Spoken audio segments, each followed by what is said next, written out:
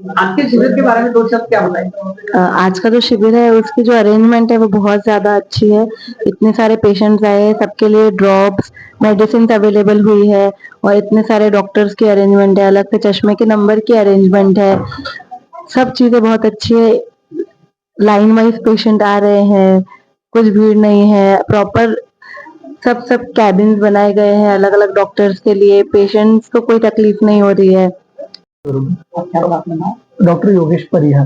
आजच्या शिबिराबद्दल आपण काय भावना व्यक्त करता? आजच्या शिबिराचा जो उद्देश आहे की गोरगरीब जनतेला त्यांना त्यांची नेत्र तपासणी आणि आरोग्य तपासणी झाली पाहिजे, तर या शिबिराचा उद्देश हा त्यांच्यापर्यंत जास्तीत जास्त सेवा पोहोचवण्याचा आहे आणि जास्तीत जास्त लाभार्थ्यांना त्या सेवेचा उपभोग हा घेता येतोय हे बघून एक चांगलं वाटतंय.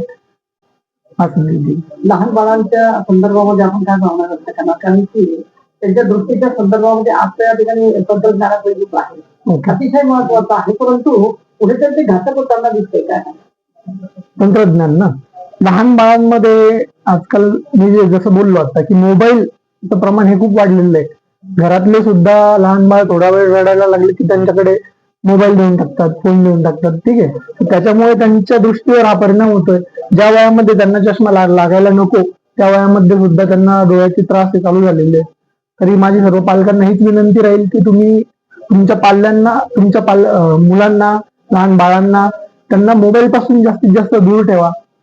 त्यांना बाकी खेळामध्ये त्यांना गुंतवा. त्यांची अनुराधा मिशन परिवारातर्फे सांस्कृतिक, सामाजिक, आरोग्य आणि शैक्षणिक या विषयांवरती हे दरवर्षी हे कार्यक्रम घेतात. तर आपण कुठून आला? माझं नाव डॉक्टर राहुल जोशी. मी चिखली येथे प्रॅक्टिस करतो. काय सांगणार आजचा हा शिबिर या ठिकाणी चांगलं? आजचं शिबिर नेहमीप्रमाणेच भरपूर प्रतिसाद त्याला. गरीब रुग्णांसाठी खरोखर चांगली सुवर्ण संधी आहे आणि विशेष म्हणजे अनुराधा मिशन परिवारातर्फे दरवर्षी सातत्यानं हे शिबिर आयोजित केलं जातं आणि दरवर्षी त्याला प्रतिसाद पण चांगला असतो. डॉक्टरांची पण साथ चांगली असते आणि पेशंटही भरपूर असतात.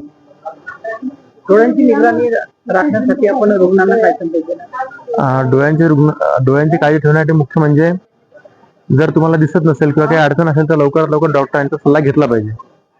कुठलाही गावठी इलाज त्यावर केलं नाही पाहिजे. आपल्या भागात आपण बघतो की शेतामध्ये काम करताना बऱ्याच जागी कचरं जातं, झाडं पाल्याचं काही लागतं.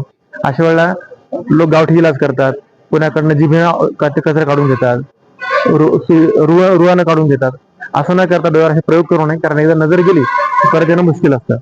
त्यामुळे असं काही झालं तर लगेच डॉक्टरांचा सल्ला घेतला पाहिजे, डॉक्टरांना भेटलं पाहिजे.